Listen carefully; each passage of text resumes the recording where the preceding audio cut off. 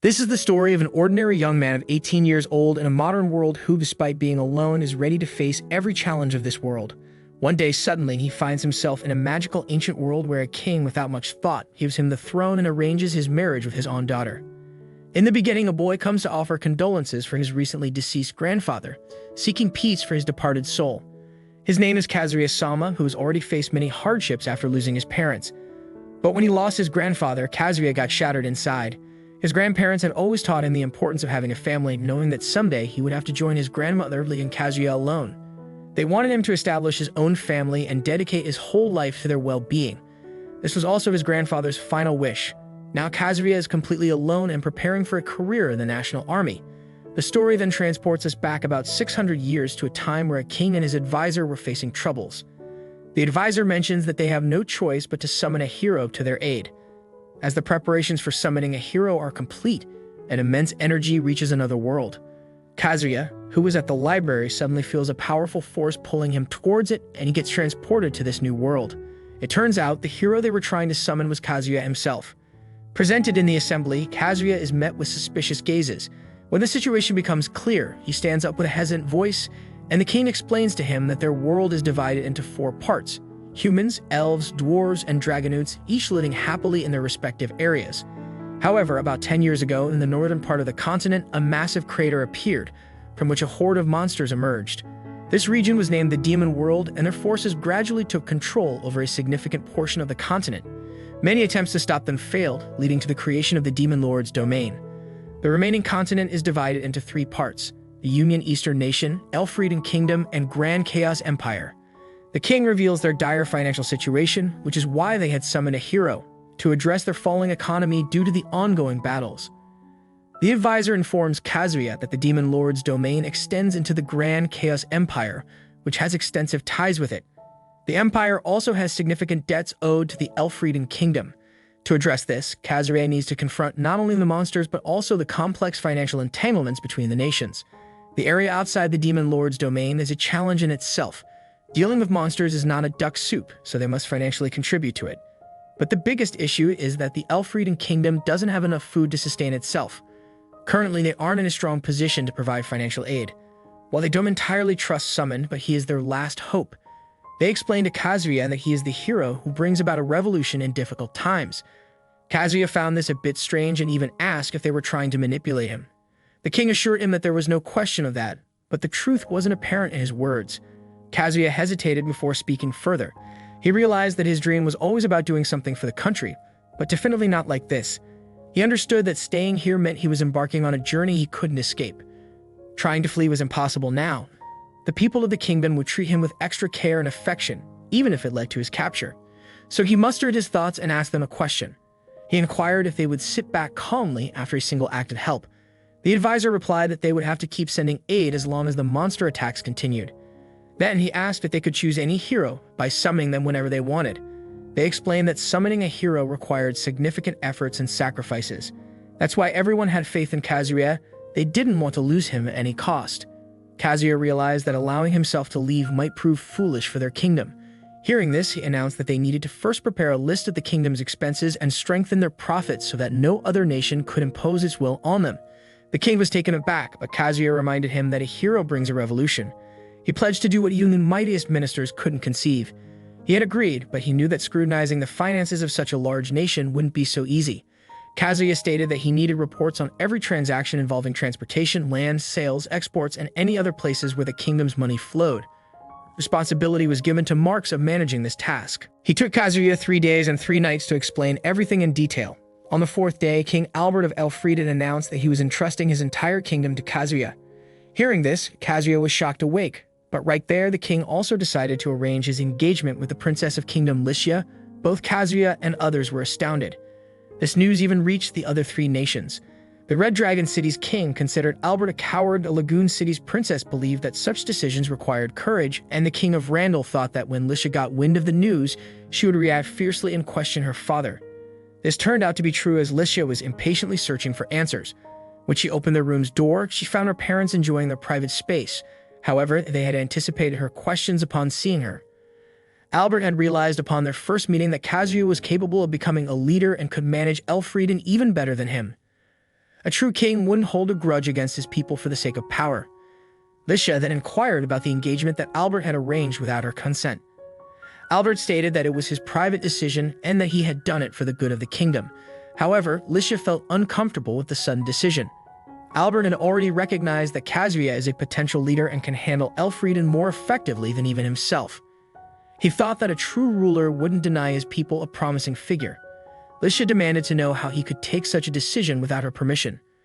Albert responded that he had already made the announcement, and now it was best if Liscia and Khazria talked to each other to understand each other's perspectives.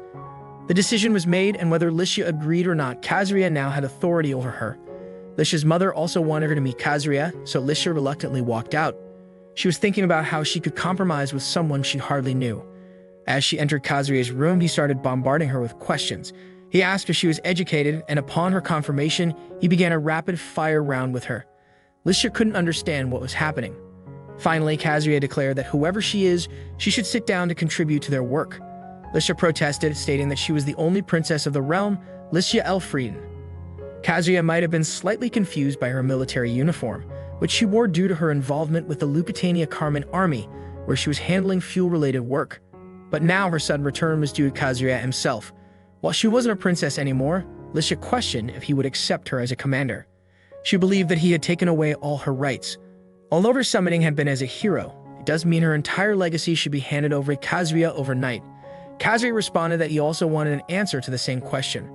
He revealed that when he arrived, he understood he'd have to work hard and shoulder responsibilities. However, he never anticipated the king would hand over such a significant decision.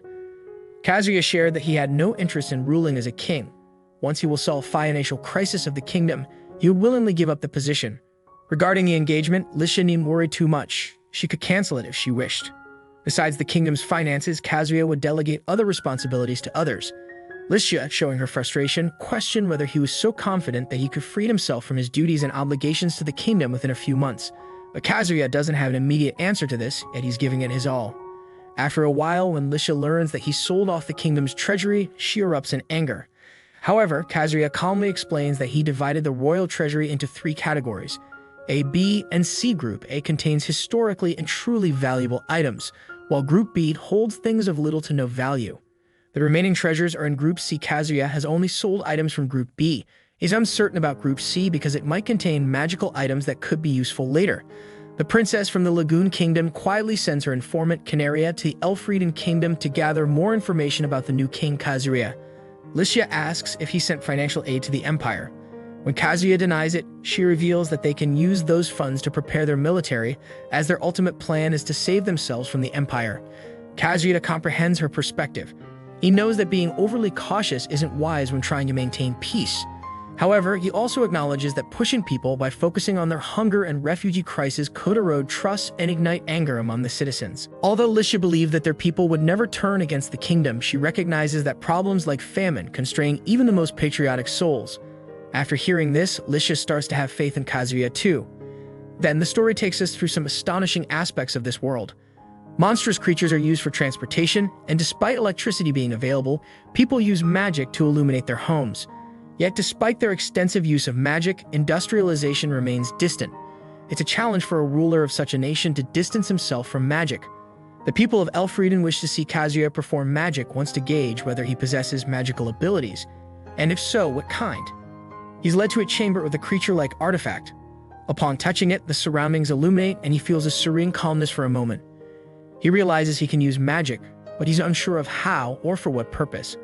A little while later, when Liscia entered her cabin again, she saw that this time many people were engrossed in work, and some pens were preparing calculations on their own.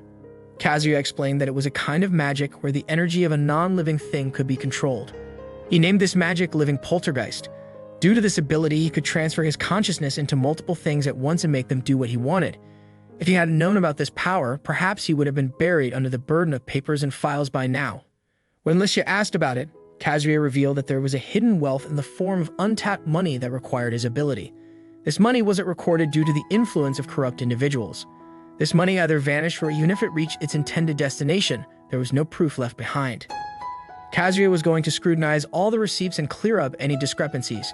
They intended to not only recover the missing money from their own treasury, but also extract it from neighboring states that had withheld it. Stern action would be taken if they refused. Lycia wondered why Khazria was working so hard after already helping by selling the treasury. Khazria's goal was to restore the Elfrieden kingdom to its former prosperity, which might require a lot of manpower and funds. Sitting idle wasn't in Khazria's nature. Albert was concerned about whether Lycia and Khazria would accept each other. Hours passed and Khazria was visibly exhausted. Dark circles formed under his red eyes and his body is starving for rest. He noticed that everyone who was responsible for handling the receipts had fallen asleep in the cabin. Khazria stood up and approached Lycia, gently touching her head. However, Lycia woke up as she felt Khazria's presence, realizing that he was standing there watching her asleep. Khazria explained that he just came to check if she was sleeping well or not and suggested that if she wanted more sleep, she should go ahead, as most of the work was already done. Lycia blushed upon hearing this and retorted that he needed sleep more than her. Khazria mentioned that he would catch up on sleep later, but currently, he wanted to show Lycia something more worthy. With the morning sunshine, they both rode on a horse, and as it was Khazria's first time, he struggled. Overcome with anxiety, he involuntarily grabbed Lycia. At this point, Lycia started asking Khazria about his family. He revealed that he had become all alone after his grandfather's passing. After a short while, they reached a cotton field that looked beautiful with dawning sky. Lycia thought Khazria had brought her here to show her the view, but he explained that this was the reason they couldn't have enough food in the kingdom. This cotton field was the cause behind the insufficient food supply. Even though there was an abundance of cotton, but it couldn't be eaten. However, its production was excessive for the demand. However, the damage caused by the monsters ruined their entire harvest. Khazria explains that in his world, when the supply decreases, the price of cotton increases. The cotton you cultivate can be easily sold. That's why farmers began cultivating food crops to meet their needs and started trading with those who supplied cotton. The cotton that couldn't satisfy someone's hunger could alleviate the hunger of many when grown and sold. Such crops are referred to as commercial crops. When the farmers began cultivating commercial crops, food shortages increased in their own kingdom, and now the market is turning into a dire crisis. If you want to alleviate this shortage, you can sell cotton at higher prices and use the proceeds to purchase food in abundance. However, there comes a day when the cotton market crashes because other states also start cultivating cotton due to its profitability, causing the supply to far exceed demand. After this happens, due to a continuous decrease in exports, issues like famine arise, which affects those with limited finances. Lycia feels regretful for being unfamiliar with these matters despite everything that is happening. She's ashamed of her role as a leader. But Khazria reassures her that when she governs, people will accept her leadership. Eventually, someone will have to manage these things after Khazria leaves. After returning to the palace, Khazria suggests focusing more on cultivating essential food crops like potatoes and soybeans, rather than commercial crops. He knows that farming takes time, so they will provide food and make it available to people at lower prices.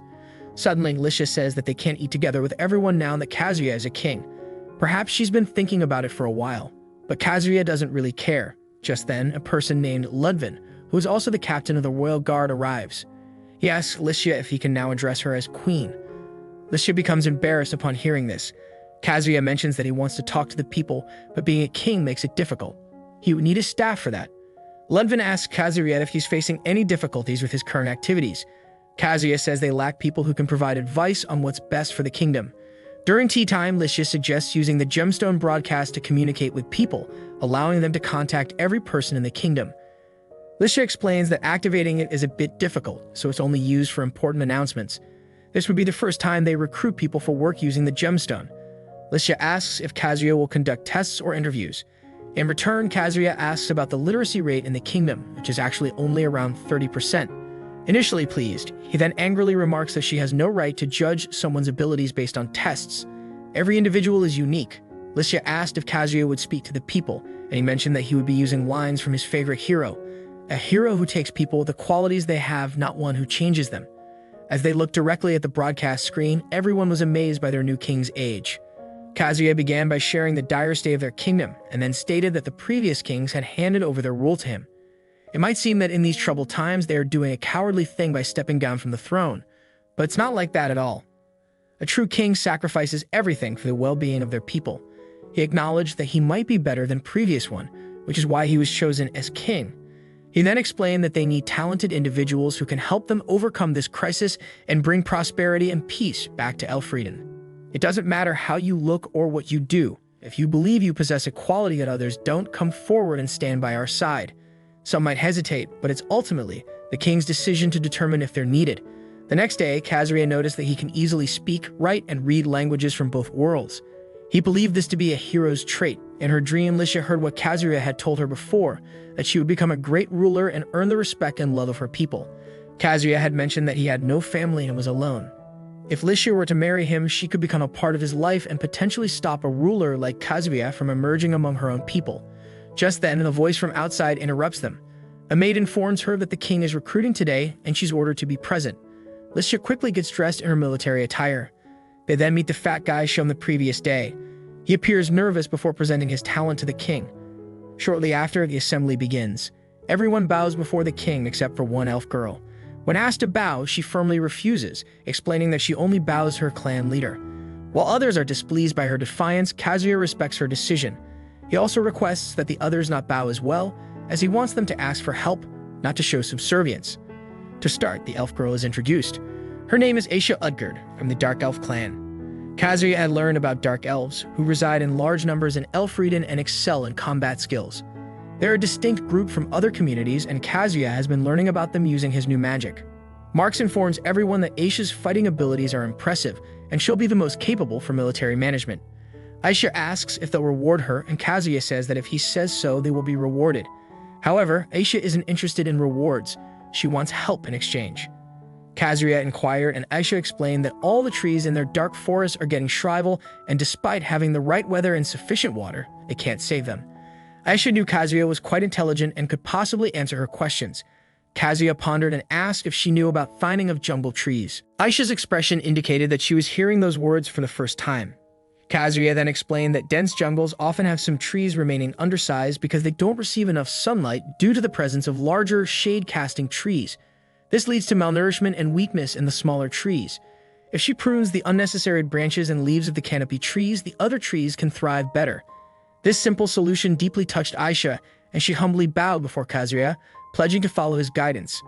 Aisha is now ready to even give up her life for the king. She's eager to teach the forest about pruning and wishes for the king to visit their forest and teach them about it.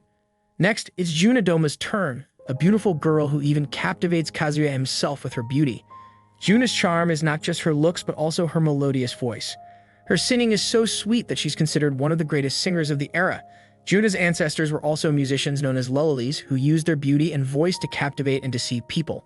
The king requests Juna to sing a song that will ignite passion and enthusiasm in everyone, considering that the entire kingdom is watching. However, Juna usually sings melancholic songs, which is a concern. She offers to sing if the king has any preference, and Kazuya provides her with his earplugs and plays a song on his phone. People are puzzled by what the king is doing, and Juna sings a song she hears for the first time. Nevertheless, she memorizes it entirely. Kazuya is surprised that she could memorize a new song so quickly. When Juna sings the song in her own voice, everyone is enchanted by her melodious voice. She falls in love with the modern song style. The scene then shifts to Ammonodia, the town where Kazuya sold his nation's treasure. A girl named Roro, Princess of Amadonia, knows about Kazuya's ongoing recruitment, but people are confused about how talents will be assessed.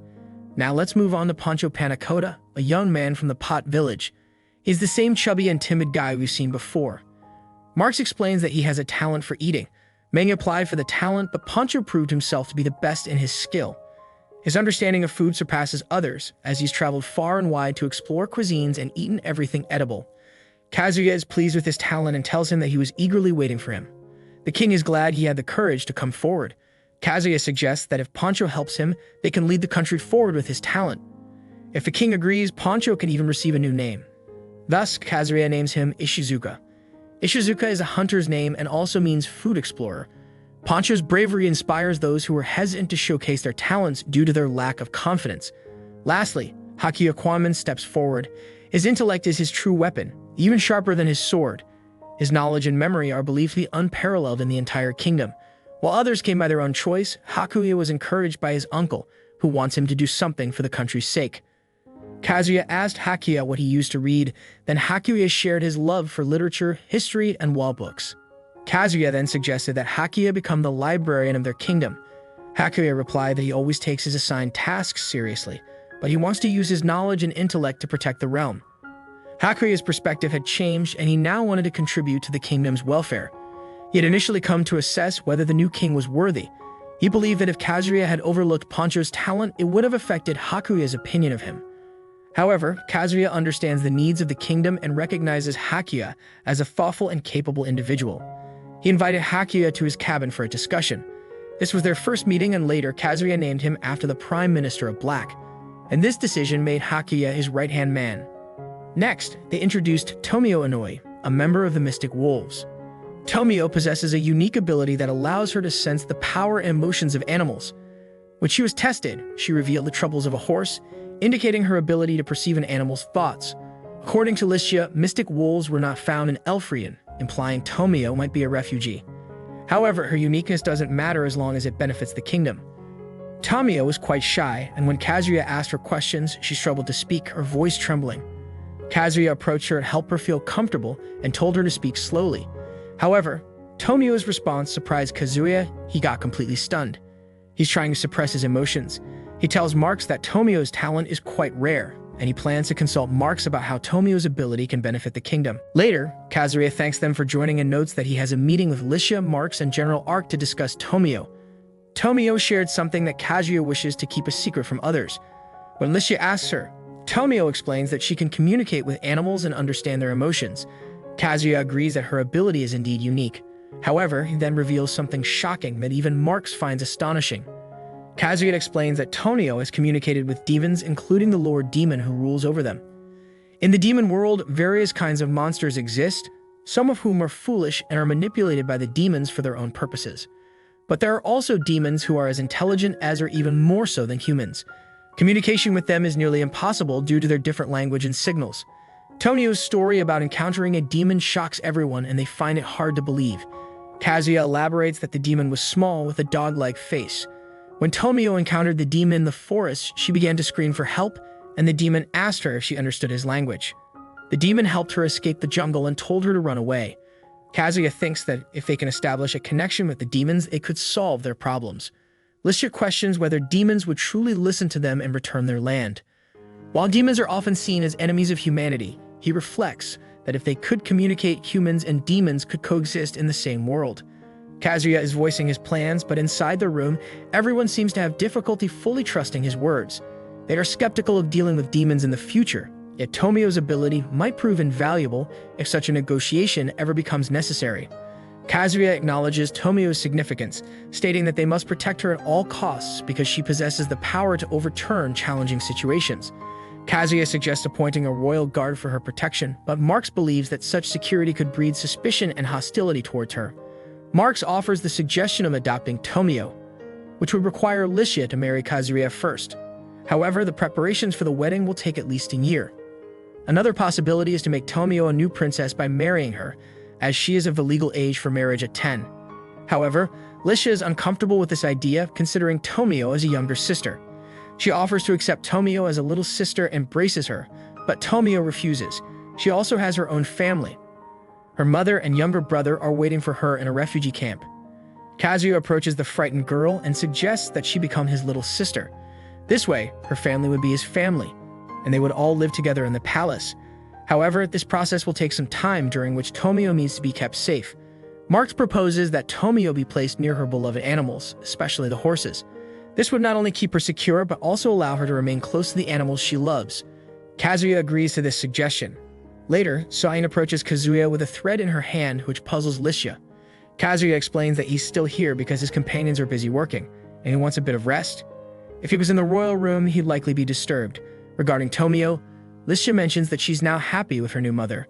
She's going to fit in well with everyone soon. At that moment, their maid enters the room, laughs at her own misunderstanding, and explains that Pancho has returned and is eager to meet with the king.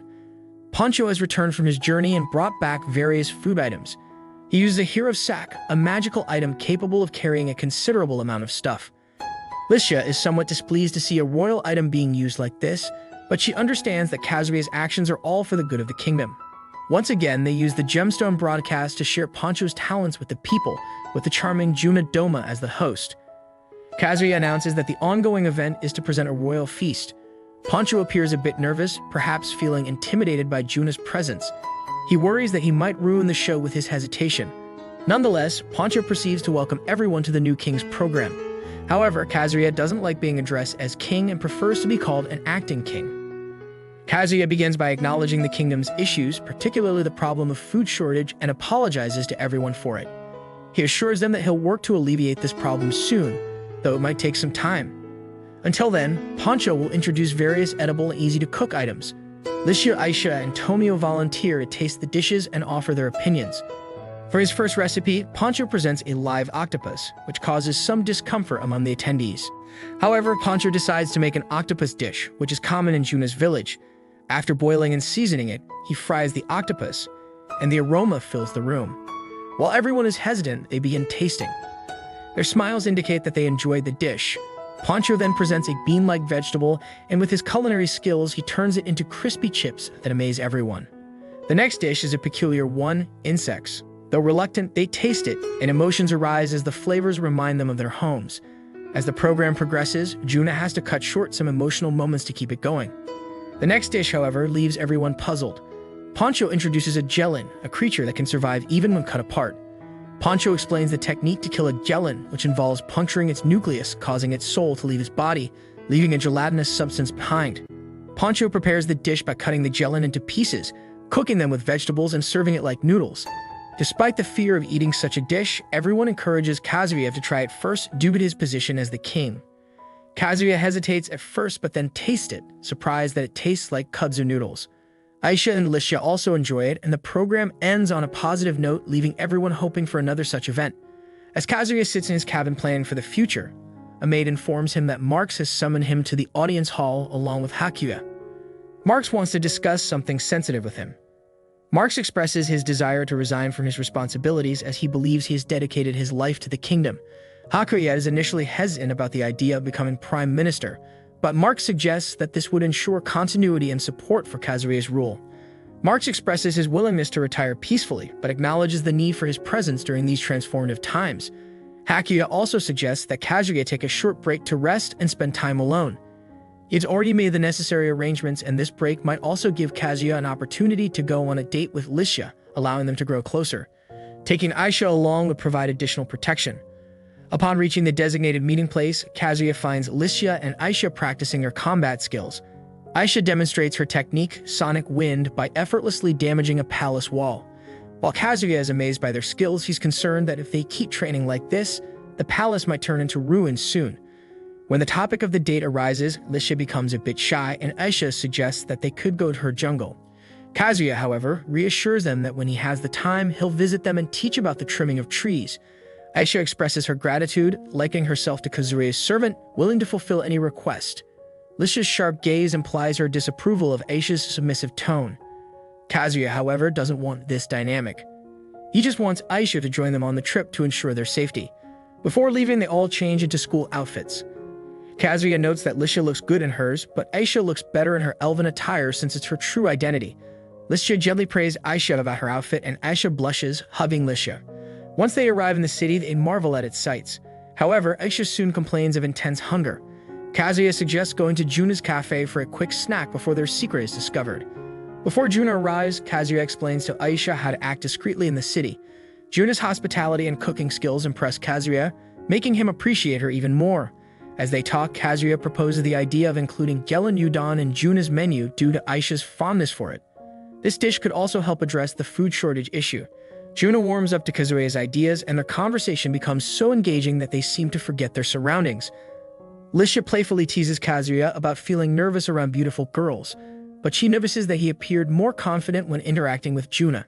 Observing Aisha's enthusiastic eating, Juna jokingly remarks that she never expected Aisha to be so passionate about food. Juna and Licia explain to Kazuya the concept of polygamy in their kingdom. Licia reveals that a king can have multiple queens and even a lady can have multiple husbands. Licia clarifies that Kazuya's engagement to her doesn't mean he can't think about other girls, and it's a normal practice in their society. Kazuya is taken aback by this revelation, as he didn't consider the possibility of polygamy. Licia suggests that she could grant him permission for up to 7 queens only, and she would need at least 1 day a week with him. Aisha and Juna also discuss the idea of relationships, with Aisha hinting at her own romantic aspirations. Kazuya becomes increasingly overwhelmed, pondering the idea of 7 queens. Their conversation is interrupted by the voices of 2 individuals arguing nearby. Kazuya realizes that they are a pair of spirited individuals, a mystic fox named Foxia and a red-haired boy named Halbart Magna. Aisha points out that the length of Foxia's tail indicates she's a fox, not a wolf like Tomio. Halbart is the eldest son of the Magna royal family and holds the title of best knight in his academy. Juna explains that Foxia is a regular customer at her cafe, while Halbart's family wishes for him to join the Carmen Duchy, which has differing views from Duke Carmen and the new ruler, Kazuya. Despite this, Halbart seems indifferent to their concerns. His father used to support Duke Carmen for many years, but his loyalty shifted when Kazuya became the ruler. Now Halbart wants to follow the path that he believes aligns with Kazuya's intentions. Foxia understands that if conflict arises between the two kingdoms, their neighboring nations could exploit the situation. The Principality of Amadonia might attempt to reclaim the lands Elfrieden won through Kazuya's efforts. Kazuya recalls that Hakuya had informed him about this issue. Katie emphasizes that a potential clash between the two kingdoms could be detrimental and advises Halbart to understand Kazuya's leadership and vision. Suddenly, Kazuya stands near their table, having overheard their conversation. Katie, recognizing Kazuya, starts apologizing on behalf of Halbart and asking him to forgive them. She explains that Halbart might appear tough on the outside like a coconut, but he has a soft heart like cream inside. Halbart, angered by Katie's presence, begins yelling at her. Kazuya intervenes, urging them not to use loud voices for a girl. When Halbart tries to approach him, Aisha facilely covers his mouth with her hand. Even Juna seems ready to confront Halbart with force if needed. Kazuya reminds Halbart of the broadcast incident, which makes Halbart recall Kazuya's intimidating face and prompts him to apologize for his rudeness. Kazuya asks Halbart if he's considering joining Duke Carmen's faction, and he explains that Halbart has the choice to choose his ruler. Halbart and Katie were childhood friends, so Kazuya mentions that if Halbart joins Duke Carmen, it would mean opposing Katie, who would never abandon Elfrieden. This could strain their friendship. Kazuya emphasizes that even if Halbart refrains from attacking Katie, he might not be able to protect her from others, leading to constant tension. Halbart becomes deep in thought after hearing this. Seeing Katie's affectionate expression, Halbart realizes he wants to stay in Elfrieden as Kazuya's subject. Later, we find Kazuya and Liscia in the garden, while Aisha pretends to be taking a nap, giving them some private time.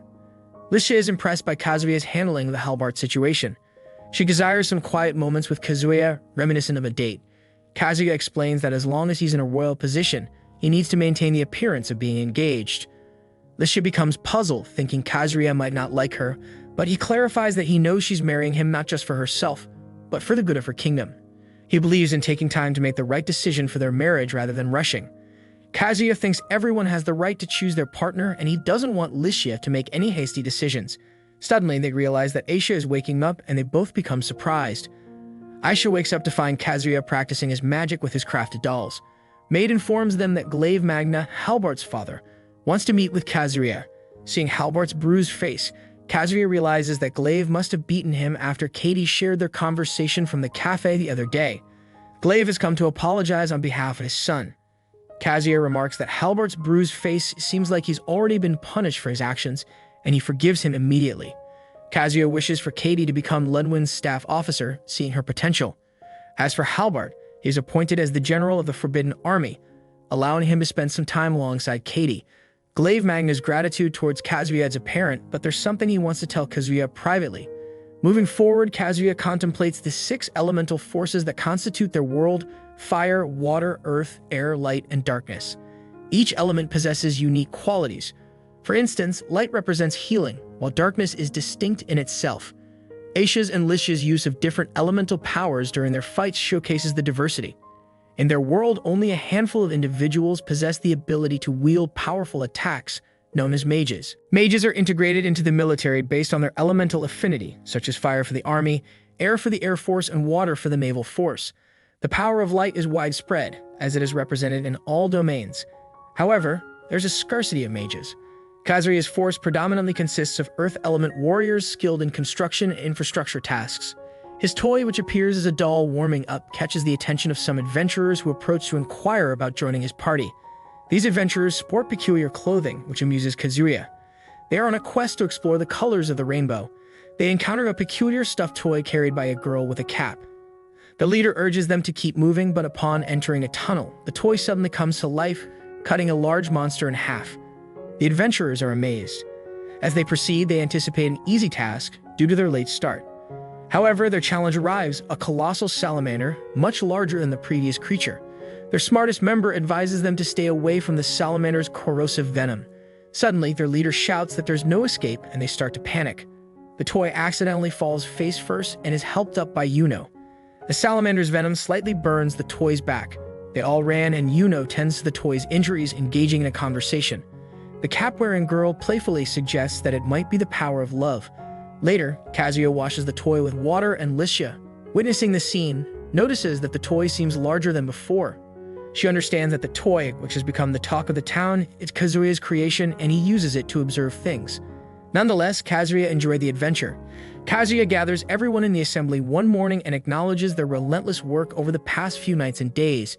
He notices the weariness in their eyes and the fatigue on their faces, realizing that they long for some rest with their families.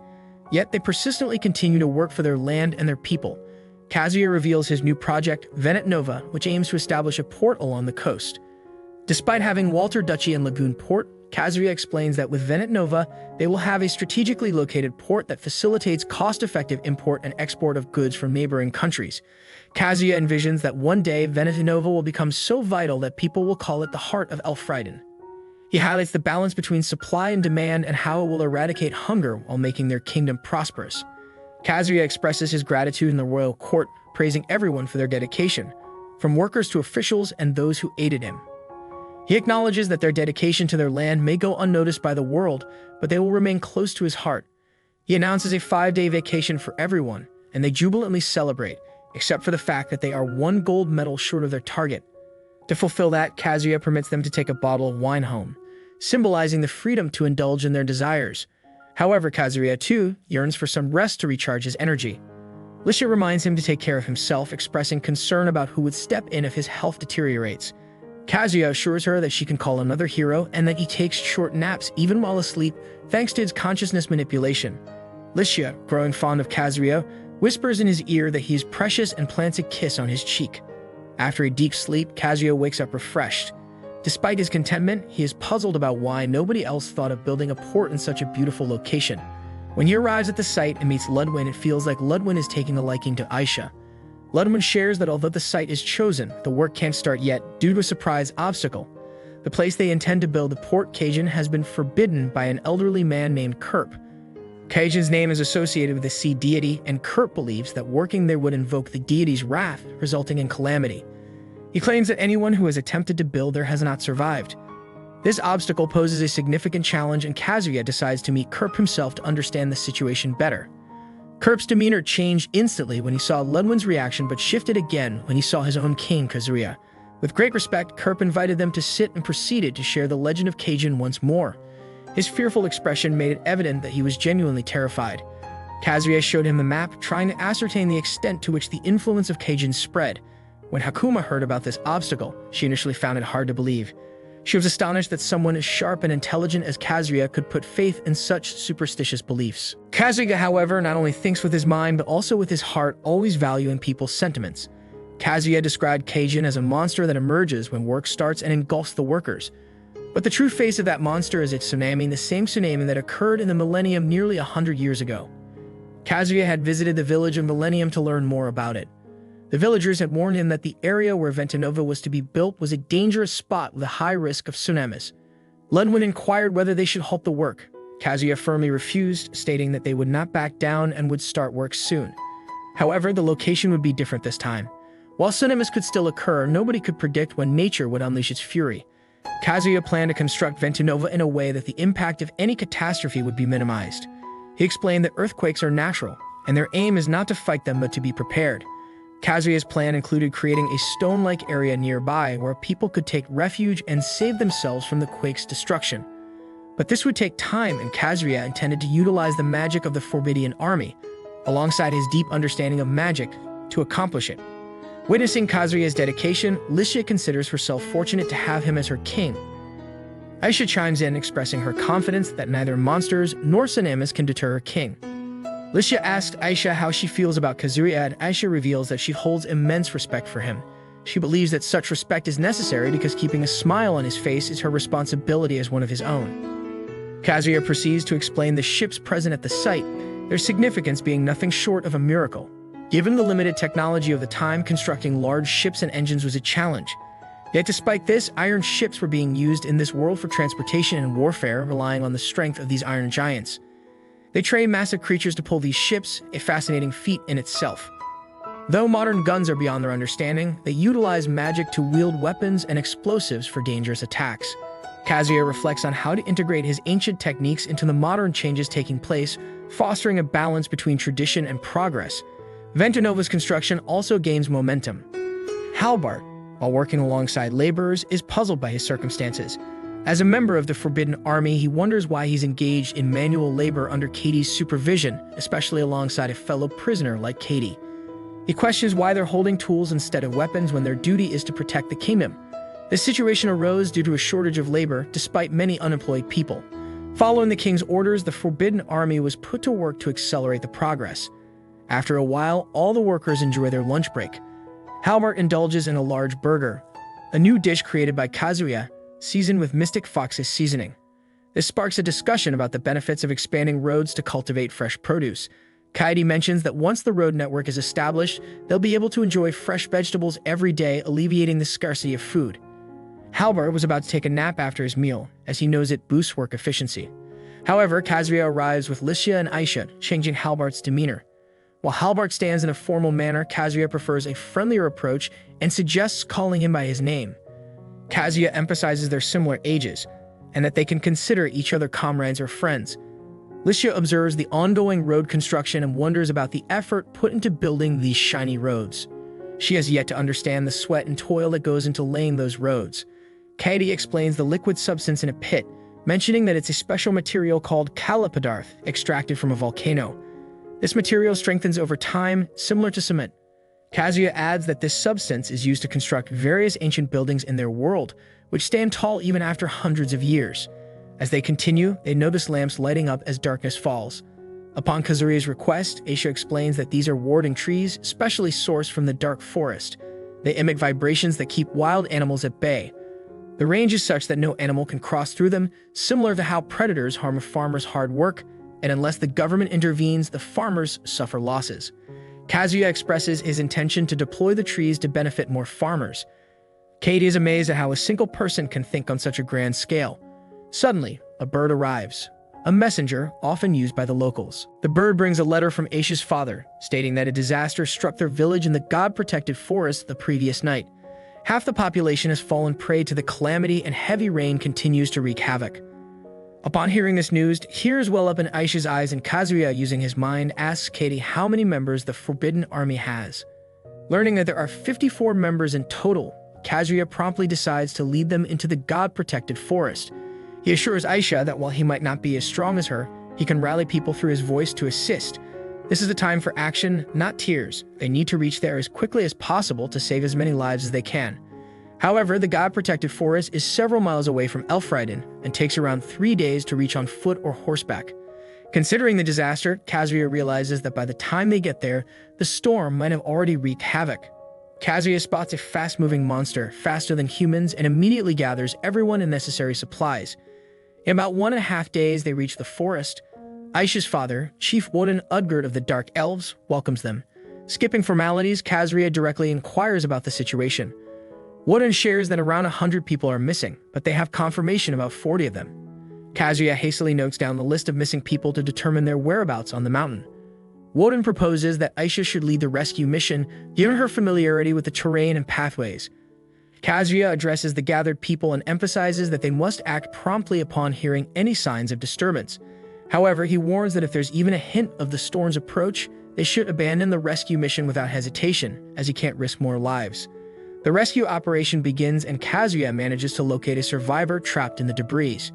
After rescuing the survivor, Halbart questions how Kazuya knew about this person.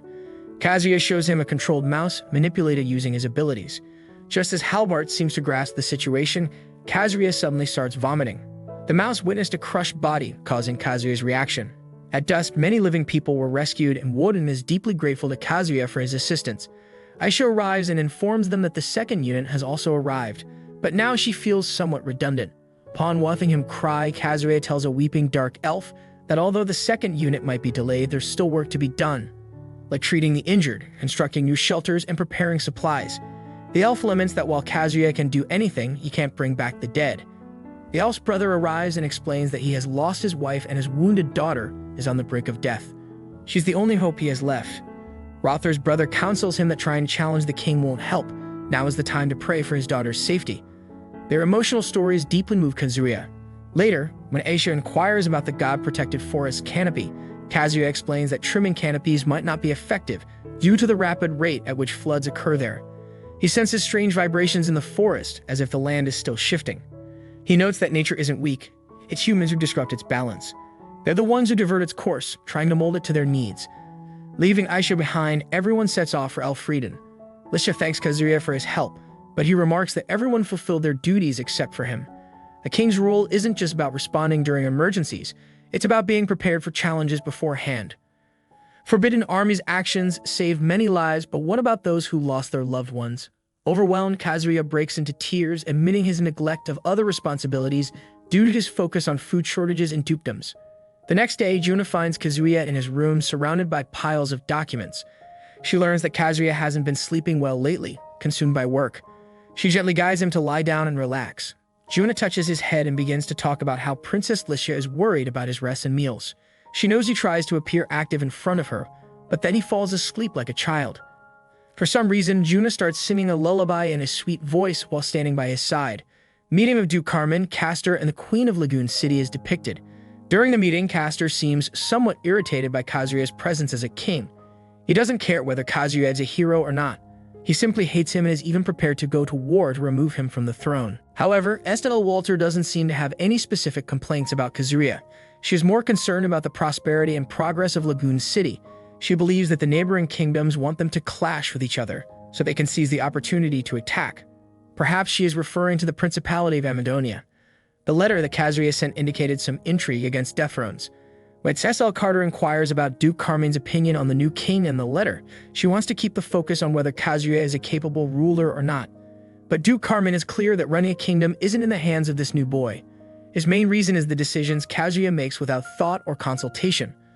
Although he was summoned from another world, his biggest weakness is that he doesn't know anything about their traditions, history, or customs. It's Kazuya who has dismissed all the old servants. S.L. Warder is angry about this, and she begins to leave in frustration.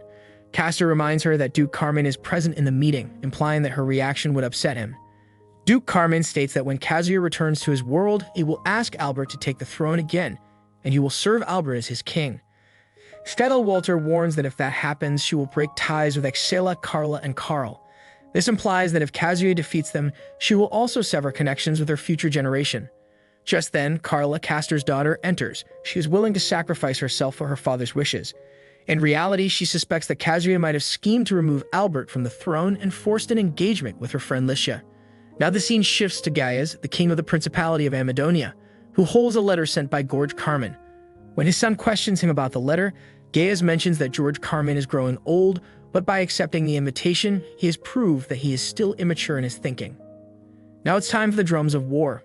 Gaius plans to send his army there soon and make his challenge heard. He knows very well that he has successfully created tensions between the three dukedoms and Kazuya. Now he waits for the right moment to strike like a heated hammer on iron. Next, Gaius' daughter, Roro, appears. She's the girl seen with the treasure sent by Kazuya. Roro is troubled by her brother and father's schemes, fearing that their cunning plans might ruin Amadonia's legacy. She believes that Elfrieden is currently in good hands and has a substantial population that could benefit them greatly. Roro has begun to feel envious of Elfrieden's prosperity. Shortly thereafter, Hakuma brings good news to Kazuya. The food shortage issue he had been working on for days is finally starting to improve significantly. Now he can divert his attention to other matters. He shares an insight from the political strategist Machiavelli's book, stating that a king should maintain a balance between cruelty and humility. A ruler who is only kind may be loved by the people, but neighboring rulers might perceive him as weak and attack. So to effectively rule, a king must strike a balance between these traits. Hakuma's plan seems to lean towards cruelty, and it bothers Kazuya. He recalls his grandfather's words, which suggested that Kazuya should establish a family and begin his life. This motivates Kazuya to stand up and declare that it's time to crush their enemies. The scene shifts to Amadonia's capital, where Gaius is preparing to label Elfrieden as an aggressor in his declaration against George's attack. His target will be the South Grain Belt, the land that was conquered by Amadonia 50 years ago.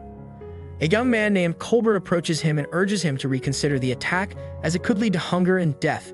Gaius' displeasure is evident, and he physically reacts, not appreciating domestic affairs advisors interfering with his plans. Colbert warns about the danger of demon invasions if all human nations don't unite. Gaius is about to strike him with his sword when his son intervenes, revealing that Elfrieden did not sign the Man-King Declaration, indicating a lack of interest in uniting. Frustrated, Gaius removes Colbert from his post as finance minister. As Colbert leaves, Roro stops him and realizes that her father must be only Riosen being his pain. She knows that only her father is responsible for his current state. Roro has a plan and wants Colbert to join her.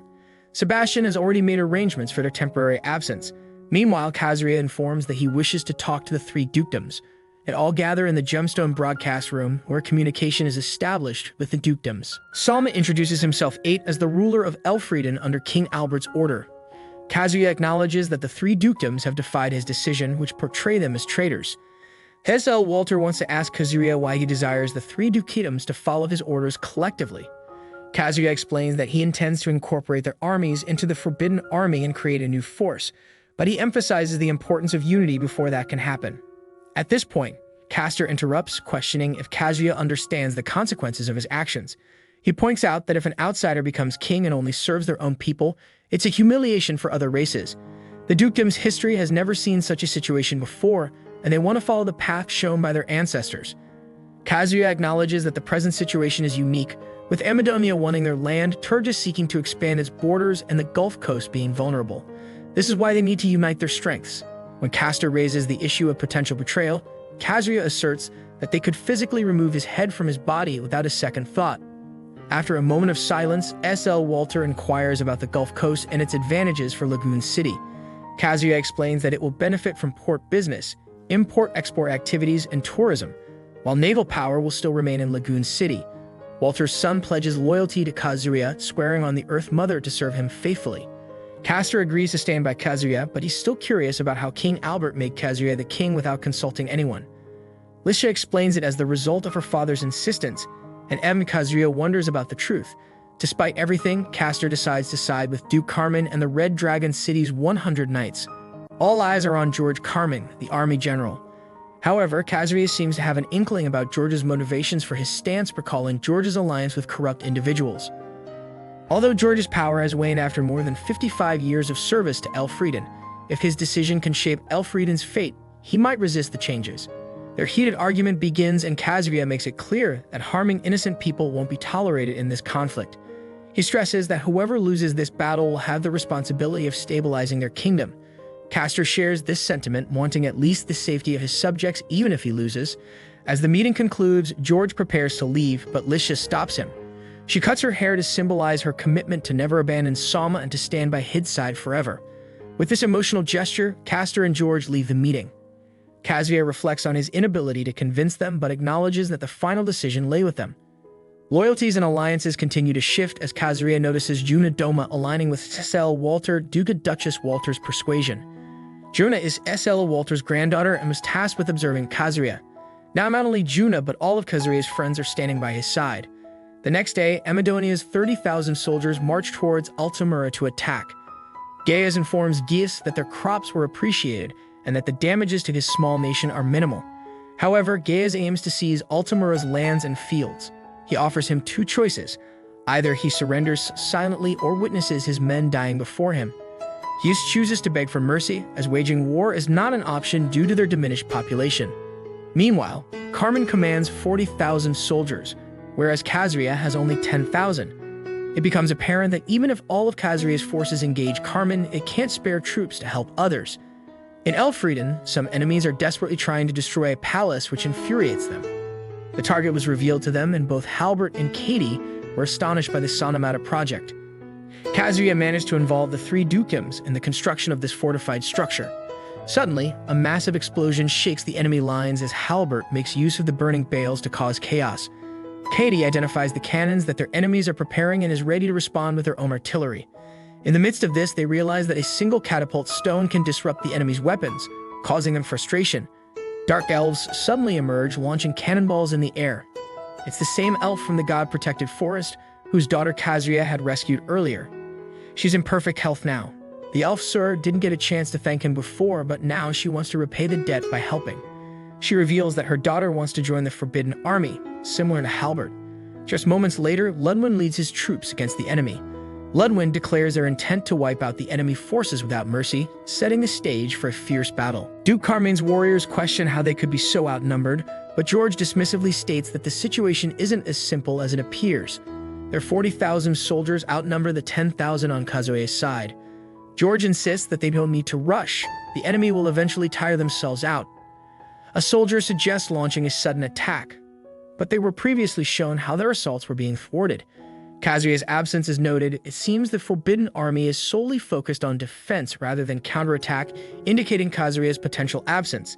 If he were there, he might have turned the situation around.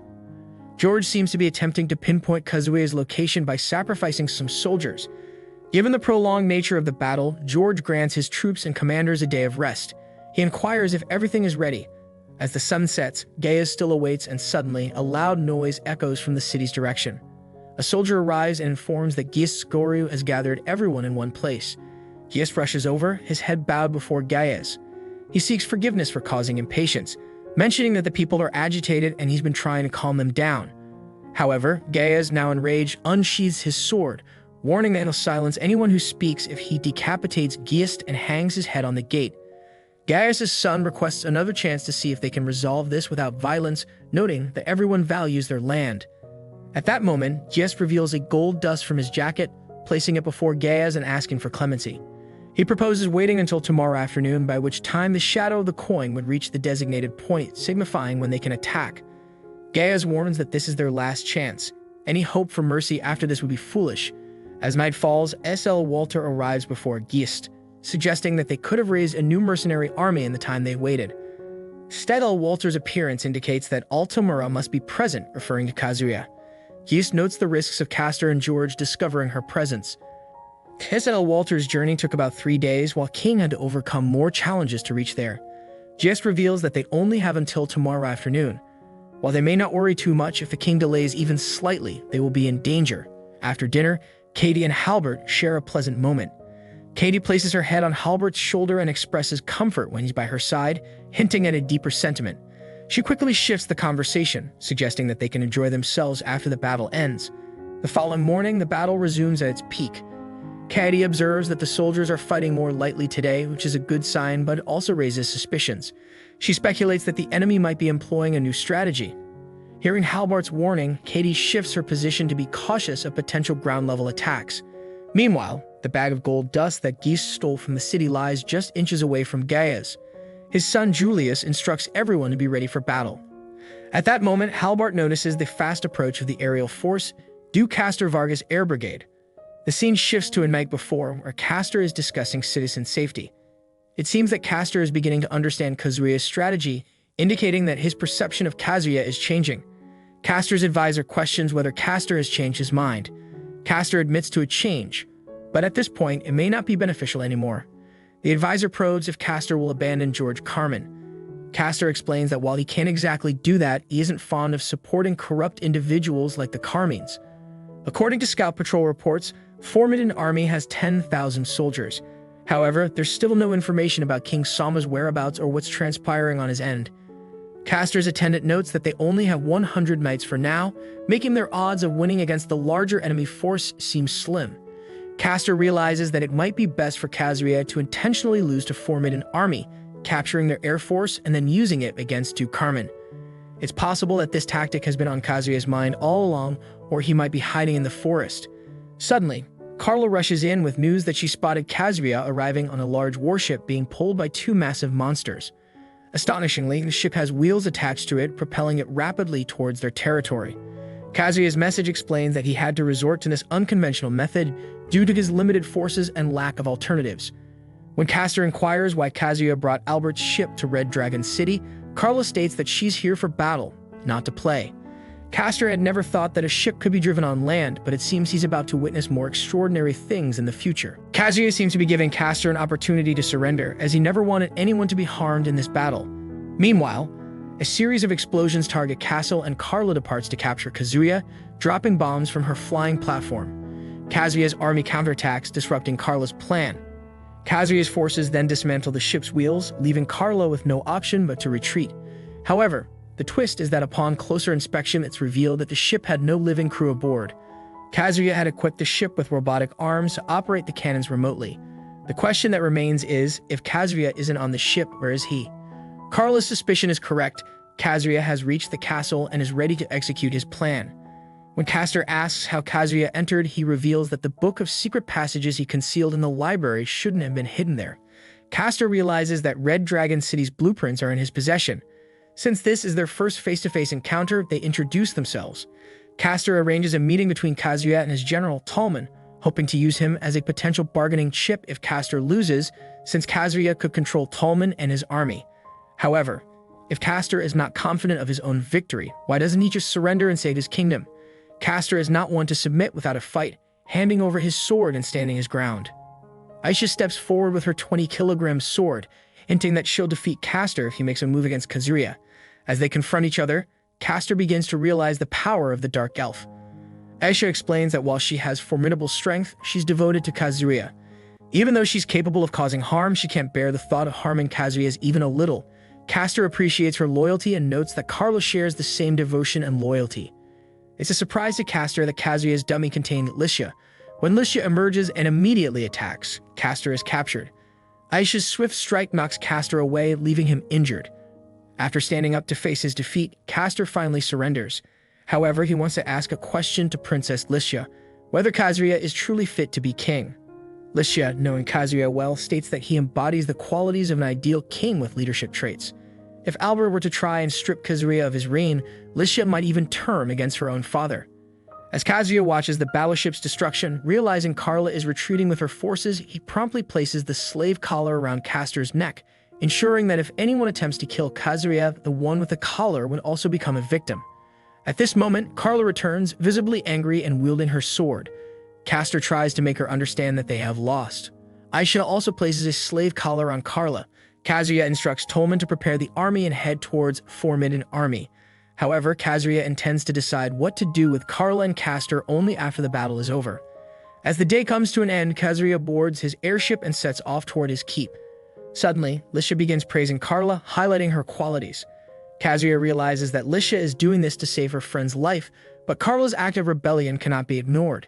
If he wishes, Kazuya can also make Carla his concubine to ensure her safety.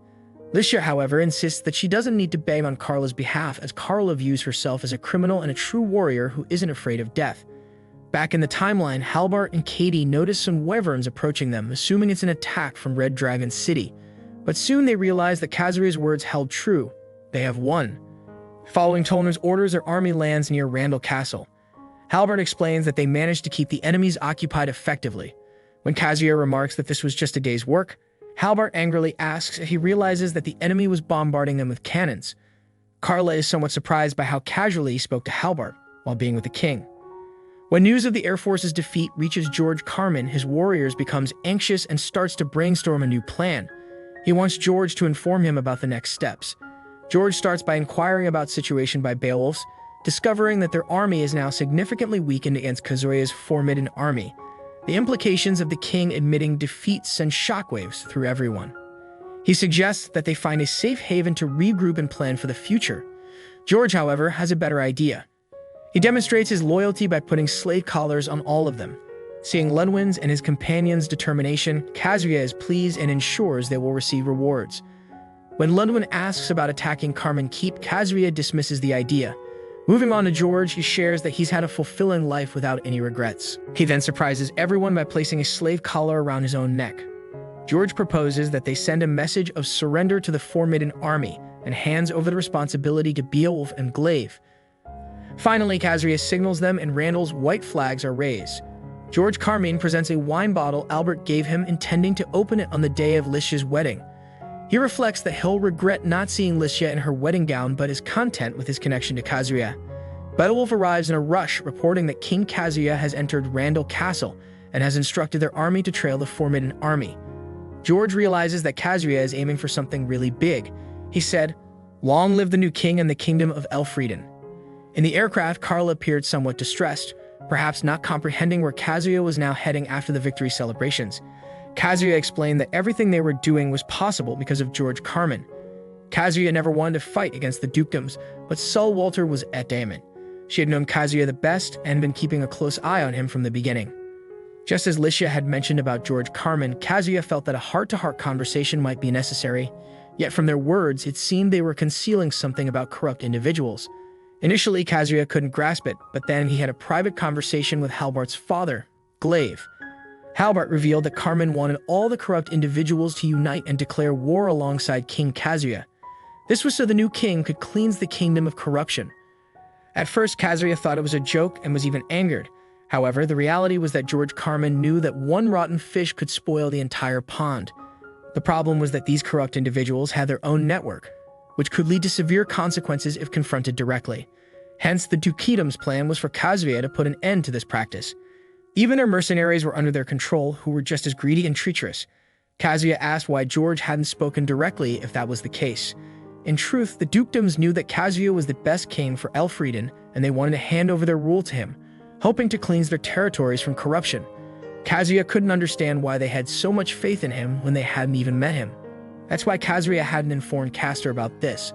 Who would have thought that George Carmen would be willing to sacrifice his own life for the sake of his kingdom's well-being?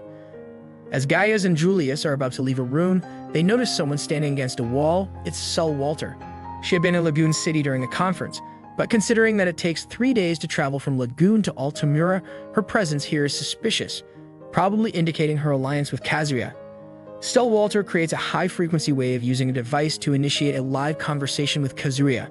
She informs him that they've taken control of Duke Carmen's power, but upon discovering that the Principality of Amadonia was trying to expand its influence, even between her and the dukedoms, she decided to put a stop to this audacity. Kazuya directly tells Gaius that he's headed to reclaim his land in Amadonia. By the time Gaius reaches the capital, it'll likely be a smoldering ruin. Hearing this, Gaius and Julius immediately head back towards the van without wasting time. Roro becomes anxious upon learning that her father has left Altamura, sensing that her brother's words about Kazuya being a cunning person might be true. She surmises that he may have set some traps in Ursula Mountains, which would be the shortest route to reach there. And she's right. As Gaius leads his army back, there are already soldiers lying in wait to attack him. Sebastian informs that their numbers are dwindling, with about half remaining, and more people from Amadonia are still joining them. However, if Kazuya reaches them before Gaius, the flag of Elfrieden will already be flying high over this castle. When Gaius and Julius arrived at the castle, they saw that the banner of Amadonia was still flying over their kingdom. This meant that Kazuya hadn't reached the castle yet. Both armies quickly advanced towards the castle, where Kazuya was waiting with his preparations in place. Upon receiving the news of their arrival, Kazuya sent a message to Ludwin to ensure that their entire army was ready. The two armies clashed fiercely. Gaius ordered his troops to unleash the fury of Amadonia's blood. Licia and Halbart utilized their strengths to the fullest and engaged in battle with all their might. Aisha and Licia were also prepared to savor the thrill of combat. They were willing to shed rivers of blood for their king. Carla noticed that Kazuya's attention seemed elsewhere. He commented that a king's duty is not just in war, but before and after it as well. However, given the chance, Kazuya would sacrifice himself for his people. Although he might be scared, he abides by a policy. He doesn't inflict harm upon others or allow himself to be harmed. However, in battle he has no choice but to put his life on the line for his army like a true king. Shortly into the battle, Gaius called Julius to him and ordered him to leave the battlefield as early as possible. Gaius believed that they would likely lose this battle, drawing from his years of experience, and he didn't want his lineage to end. However, Julius was reluctant to flee like a coward after standing by his father's side. Gaius was concerned that Kazuya would eliminate every trace of him once captured. Julius suggested that they both flee, but Gaius knew that such an action could lead to the destruction of legacy of the kingdom. When Julius mentioned Roro's name, Gaius stated clearly that she had no knowledge of ruling the kingdom. If they wanted to think about the future, Julius would have to leave. With a heavy heart, he left for his safety. Kazuya received news that Gaius was advancing towards his camp with 500 soldiers. He informed Carla that he is fixing her collar to Licia's name, so if anything happened to her, Licia would be informed. Carla called Kazuya foolish. Why was he risking his life when he had so many brave friends? She suggested that he order Carla to dispose of Gaius right here. She said this not for Kazuya, but for her friend Licia, as Kazuya was Licia's only support.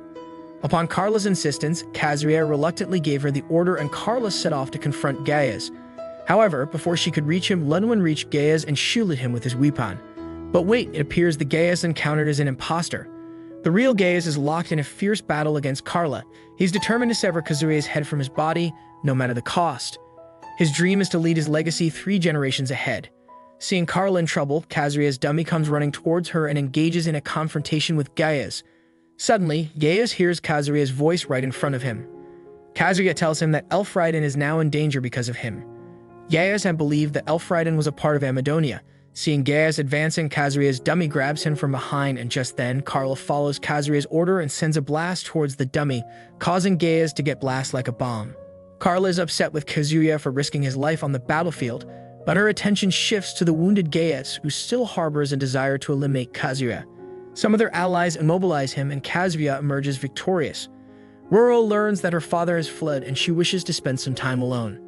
The next day in Amadonia, when she sees the lavishness of the palace, Kazuya comments that if this money had been spent on essential places, Amadonia wouldn't be in such a state. Lisha couldn't comprehend how all the refugees were kept safe at the border. Kazuya reveals that the previous night, soldiers were searching the forests for refugees, so he sent some lightning monsters with his dummy to help rescue them. Lunwin reports that Julius was seen heading west, and Roro has also disappeared with the finance minister since yesterday. Kazuya then orders Poncho to find out about Amadonia's food resources. Poncho reports a scarcity of food but an abundance of weapons. Kazuya instructs him to acquire rations and recipes from Elfrieden. Although Poncho hesitates due to the terrible atmosphere outside, he is reassured that his security is Kazuya's priority. Glaive suggests that with their force, they could gradually establish dominance in Amadonia. However, Kazuya has no intention of expanding further.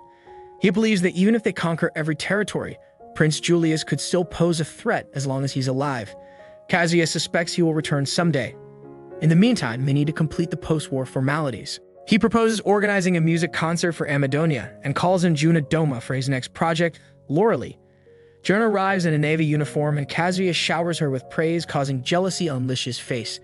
Later, a reporter named Chris announces that a celebration is about to begin in Elfrieden. Kazuya has chosen Aisha as the host, who feels awkward in modern clothes. However, she is comforted knowing she has to be there for the safety of Kazuya. On stage, Kazuya announces their victory over Gallius and the establishment of his rule. He assures the people that as long as he's in power, they need not worry.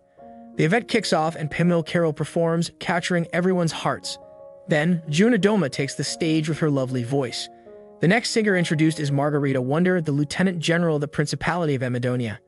Kazuya is cautious, aware that she might pose a threat. He asks Aisha to watch her every move. After her performance, she humbly suggests Kazuya might want to keep her head detached from his body as she sang Amadonia's national anthem. Kazuya clarifies that everyone in his kingdom has the freedom to sing their favorite songs. No one should feel pressured. And with that, the first season of the series comes to an end.